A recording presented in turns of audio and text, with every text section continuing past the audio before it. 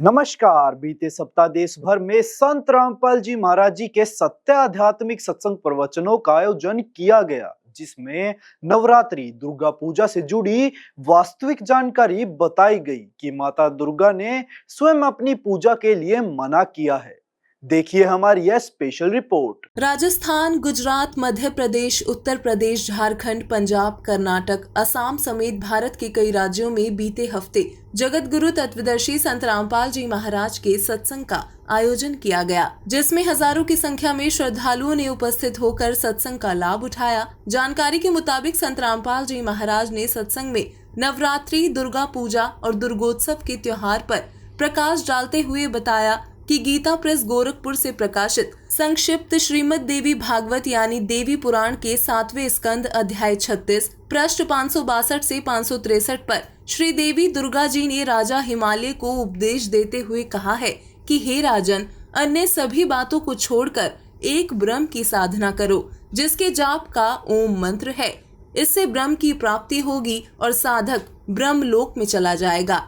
इससे स्पष्ट है कि माता दुर्गा जी अपनी पूजा करने के लिए भी मना कर रही हैं और श्रद्धालु जन देखा देखी मनमाने ढंग से माता दुर्गा की पूजा किए जा रहे हैं और नवरात्रि और दुर्गोत्सव मना रहे हैं। वहीं उन्होंने बताया कि माता दुर्गा जी के पति काल ब्रह्म सदा शिव हैं और श्रीमद् भागवत गीता अध्याय 8 श्लोक 16 में गीता ज्ञानदाता ब्रह्म काल ने स्वयं बताया है कि ब्रह्मलोक तक जितने भी प्राणी यानी देवी दुर्गा, ब्रह्मा, विष्णु, शिव, गणेश आदि तथा इनके लोक सभी पुनरावृत्ति यानी जन्म मृत्यु के चक्र में है। इससे ये स्पष्ट है कि माता दुर्गा और ब्रह्म काल अविनाशी नहीं है। यही कारण है कि माता दुर्गा अपनी भी भक्ति करने के लिए मना कर रही है। वहीं धार्मिक सदग्रंथों के विपरीत की जाने वाली भक्ति को शास्त्र विरुद्ध मनमाना आचरण कहा जाता है, जिसके करने से उपासक को कोई लाभ नहीं मिलता, क्योंकि पवित्र श्रीमद् भागवत गीता अध्याय 16 श्लोक 23 में गीता ज्ञानदाता ने कहा है कि जो मनुष्य शास्त्र विधि को त्याग कर मनमाना आचरण करते हैं, उनको ना तो कोई लाभ प्राप्त होता है, ना ही उसको किसी प्रकार का सुख और ना ही उनकी गति होती है, अर्थात उन्हें मोक्ष की प्राप्ति नहीं होती। इसलिए मानव को शास्त्र अनुकूल भक्ति करनी चाहिए, जिससे पूर्ण लाभ होता है। देखिए, जो आज जो है हमारी जो माताएं बहनें हैं, वो जो है नवरात्रे जो है व्रत रखती है और इससे उनका ये मानना होता है कि इससे जो हमारी माता है वो खुश होती है और जो भी उनकी मनोकामनाएं होती है वो पूर्ण करती है। आपके क्या विचार है? जी देखो, पहली बात तो ये है कि जो नवरात्रे रख रहे हैं ना, ये फालतू के रख रहे हैं, इनमें कुछ नहीं होता है, क्योंकि इन लोगों को ज्ञान नहीं है परमात्मा का। कहीं भी नहीं लिखा हमारे वेद शास्त्रों में कि नवरात्रे रखने चाहिए और ना नवरात्रे रखने से माता खुश होती है। माता तो खुद बोलती है कि मेरे कहीं भक्ति और बताती है, माता तो खुद इशारे करती है। ब्रह्मा विष्णु शिव जी को भी बताया माता ने कि भाई वो कोई और है जो कि पूर्ण परमात्मा है, उसकी शरण में जाओ। देखिए, जो नवरात्रे है ये तो हमारी जो है वो प्राचीन काल से ये करते आई है माताएं, और आप अब इसको गलत ठहरा रहे हैं। देखो, ये तो जी ज्ञान के बगैर वो करते आ रहे हैं, उनको कोई ज्ञान नहीं है, क्योंकि अभी हमने भी ज्ञान नहीं था, हम लोग भी इसी उसमें उलझे हुए थे। लेकिन अभी संत रामपाल महाराज ने जो ज्ञान बताया है, इसलिए हमारा ये ज्ञान क्लियर हुआ है कि ये सब बकवास है, कुछ नहीं है ये नवरात्रि में। ये सब ज्ञान के बगैर लोग कर रहे हैं और ना इनसे माता खुश होती, ना इनसे कोई लाभ मिलते हैं। लोगों की इतनी दुर्गति हो रही है, ये माता के नवरात्रे करते करते भी 2-2 टाइम सत्संग कीर्तन करते हुए भी इतनी दुर्गति हो रही है कि लोग कैंसर से और बीमारियों से इतना जूझ रहे हैं कि बहुत ज़्यादा परेशान हो रहे हैं। तो क्या संत रामपाल जी महाराज जैसे नाम अगर श्रद्धालु लेते तो उनके कैंसर ठीक हो जाते? बिल्कुल जी, 100%। हमारे सामने लाखों लोगों के कैंसर, लाखों लोगों की ऐसी बीमारी कि हमने खुद अपनी आंखों से देखे हैं लोग जो कि इतनी बुरी तरह उनकी हालत थी। निर्धन लोग भी थे, बीमारी से भी जूझ रहे थे, हर प्रकार से बहुत दुखी थे। संत रामपाल महाराज की शरण में आने से सारे दुखों का निवारण होता है। सर जैसे कि आज जो हिंदू समाज में जो पर्व है अभी दशहरा आने वाला है तो काफ़ी जो धूमधाम से मनाया जाता है और इसको जो है मतलब सभी हिंदू ये समझते हैं कि इसमें जो है श्री राम जी की और जो है रावण की जो है वो एक उनके जो है वो दिखाया जाता है कि वो किस प्रकार के थे, तो इस हिसाब से मतलब उनका जो है ये पर्व मनाया जाता है और काफ़ी धूमधाम से मनाते हैं। तो हमने श्रद्धालुओं से बातचीत की तो उनका ये मानना है कि हम लोग दशहरा नहीं मनाते, आप लोग कहते हो तो क्यों नहीं मनाया जाता ये? देखिए, जो अच्छाई बुराई पर अच्छाई की जीत के रूप में दशहरा मनाया जाता है, काफ़ी समय से श्री रामचंद्र जी के समय से ये हिंदू समाज में मनाया जा रहा है लगातार। श्री रावण जी के चरित्र का भी लगभग सभी को पता है और श्री रामचंद्र जी के चरित्र का भी, और उनकी जो उस दौरान क्या लीलाएं हुई हैं, क्या घटनाएं हुई हैं, वो सब समाज को दिखाई जाती हैं एक मंच पर रामलीला के माध्यम से।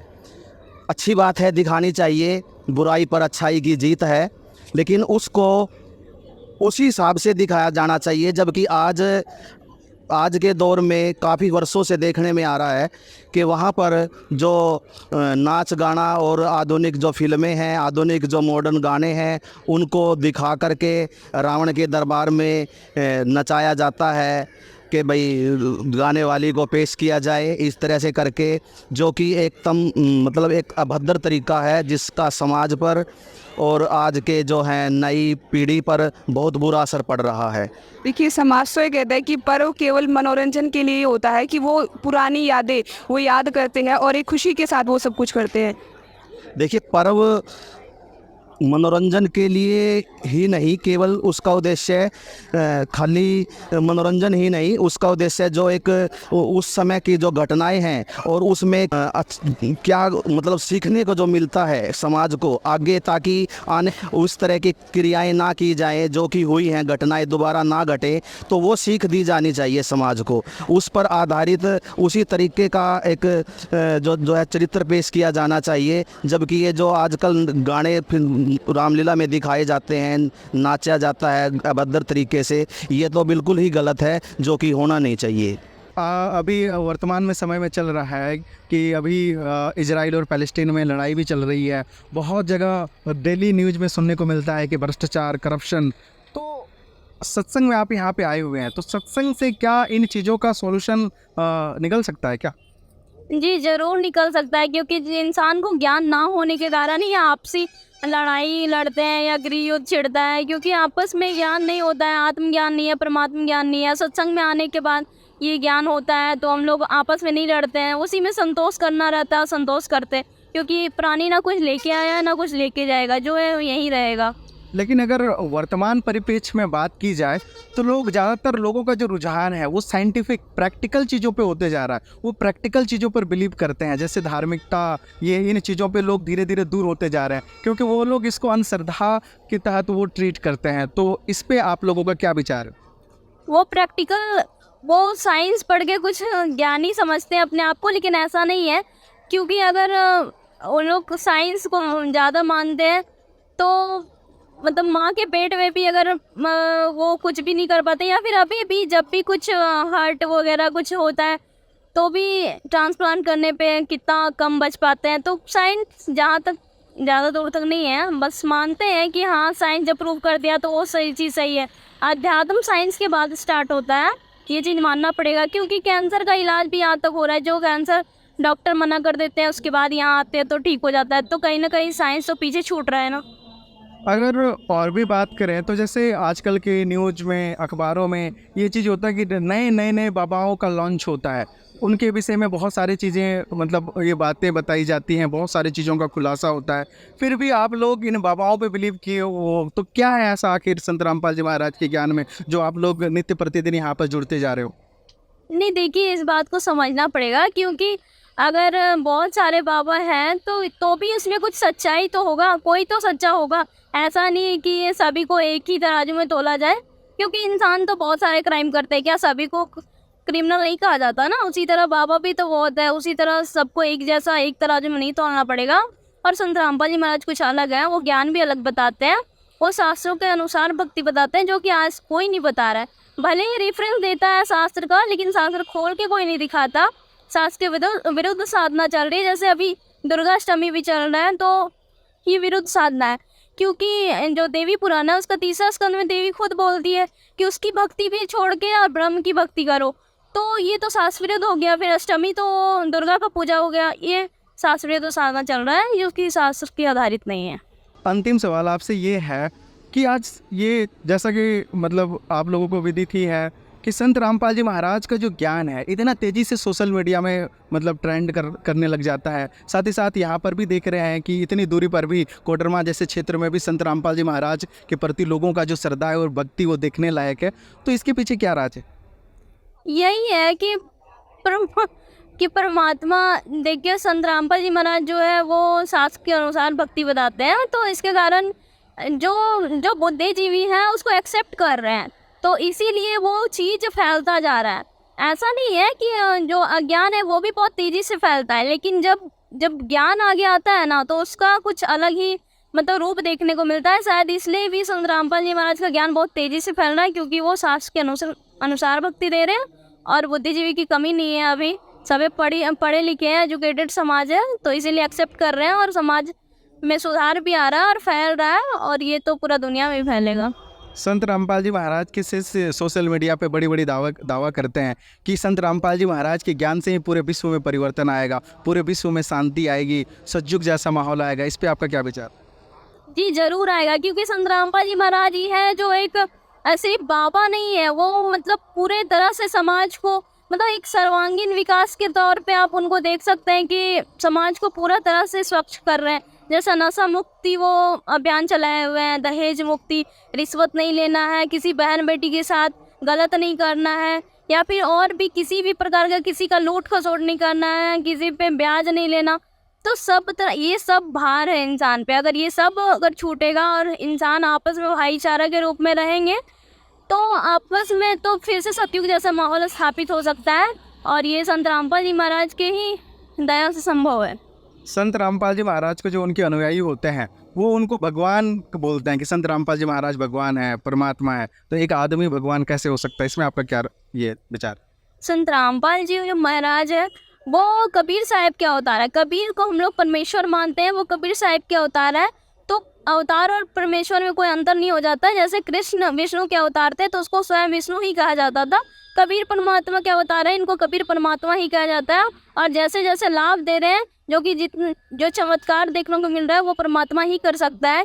कि जब एक डॉक्टर जो अपने अभी कुछ देर पहले ही कहा था कि साइंस बहुत आगे नहीं मानता है, ये सब ढकोसला मानता है। जहाँ डॉक्टर बोल देता है कि इसका किडनी फेल है या फिर हार्ट में प्रॉब्लम है, जहाँ डॉक्टर बोल देता है कि ये इंसान ठीक नहीं हो सकता, अभी इसका कुछ टाइम का ही आयु शेष है, वहाँ संत रामपाल जी महाराज आयु देते हैं और आगे जीवन दान देते हैं। उसको कैसे नहीं मान सकते हैं कि वो परमात्मा का ही रूप है। वो संत रामपाल जी महाराज कभी परमात्मा का ही रूप है। आप एक बहुत बड़ी बात कर रहे हैं कि संत रामपाल जी महाराज कबीर साहब के अवतार हैं। किस आधार पर आप ये बात कर रहे हैं? जी बहुत सारे भविष्यवक्ता भी हैं जो कि भविष्यवाणी किए हुए हैं, जो कि खुद मतलब नास्ट्राडामस है, फ्लोरेंस है, ये सब भविष्यवक्ता भविष्यवाणी में बताए हुए हैं कि वो अवतार आएगा और मतलब पूरा विश्व को ज्ञान देगा, पूरा विश्व को सुधार के सतलोक जैसा समय स्थापित करके रहेगा।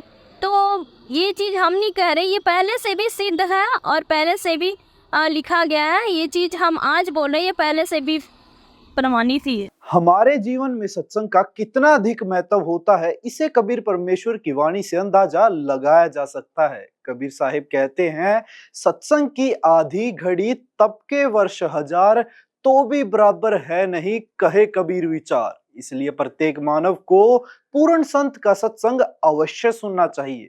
वर्तमान समय में एकमात्र पूर्ण संत तत्वदर्शी संत रामपाल जी महाराज ही हैं। उनके सत्संग सुने और मोक्ष मार्ग प्राप्त करें। मैं विनीत और जुड़े रहिए ऐसे न्यूज चैनल के साथ। धन्यवाद।